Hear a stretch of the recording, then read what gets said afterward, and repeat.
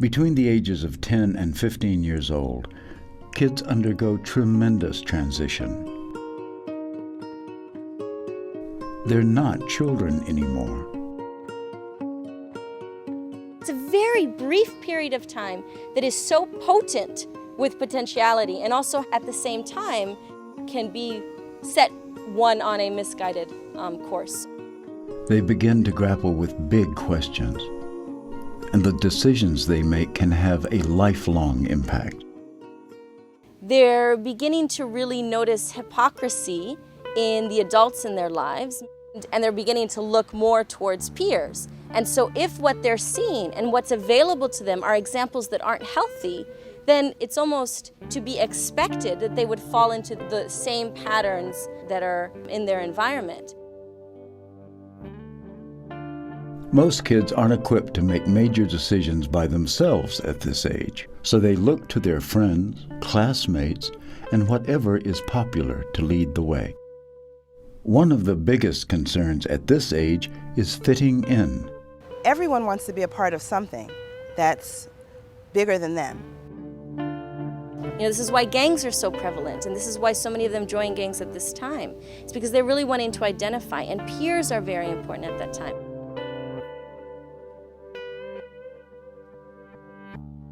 But peer pressure and feeling accepted is just part of the story. Adolescents face a range of challenges outside of school. Some feel alienated within their own families.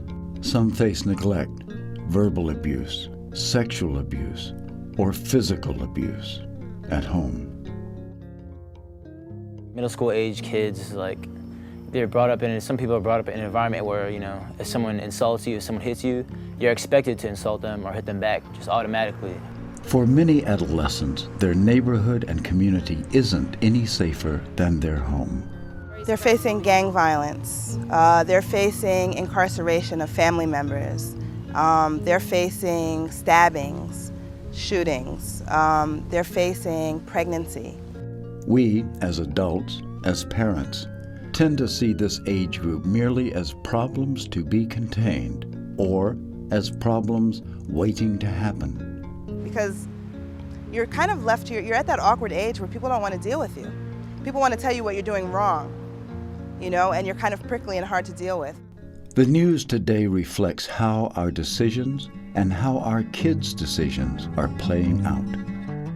A number of epidemiological studies have shown that with respect to depression, anxiety, hopelessness, suicide, alcohol abuse, mental illness in general, the rates are increasing dramatically amongst young people. But what if we saw adolescents as they want to see themselves? And what if instead of treating them as liabilities, we treated them as agents of change? 6, 7, 4. I am kind. I am artistic.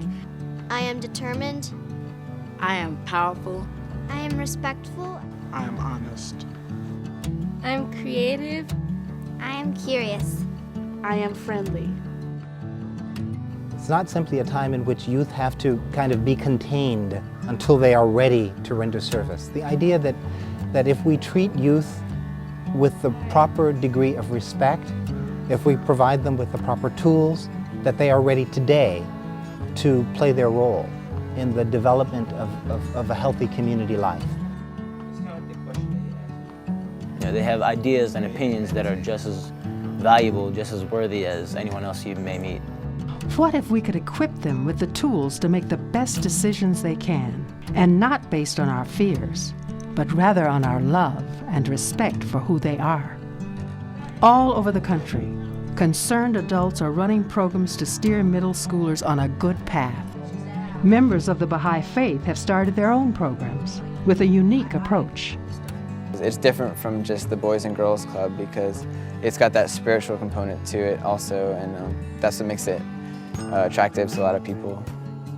These Baha'i-inspired programs focus on character development through spiritual literacy. Spiritual literacy consists of the ability to understand the powers of the human heart, the powers of the human soul, and to express those powers in service to humankind.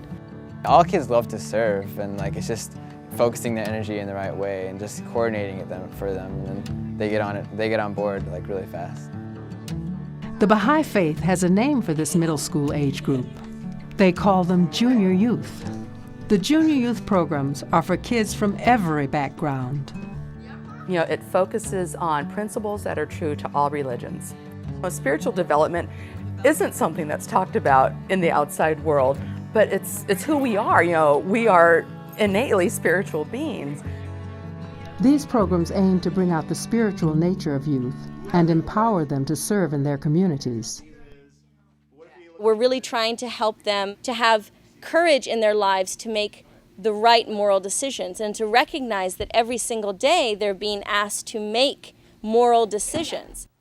Those who facilitate and run these junior youth programs are called animators. It's a great term to describe what an animator is supposed to do, or what they try to do, to really, take, junior youth and to bring them to life. From the countryside to the suburbs to the inner city, animators are working to build the confidence and capacity of junior youth. These junior youth are discovering ways to strengthen the social fabric of their communities through service. In the process, junior youth are finding their voices, finding their strengths, and finding their highest self. Junior youth, they're noble and they're capable, and that they have the capacity to really arise and make huge changes in their lives and in the lives of others. As the writings of the Baha'i faith teach, how your youth go is how your future goes. And so since the children and the youth carry the seeds of the future, the health and development of children and youth really are predictors of the health and development of the future social order.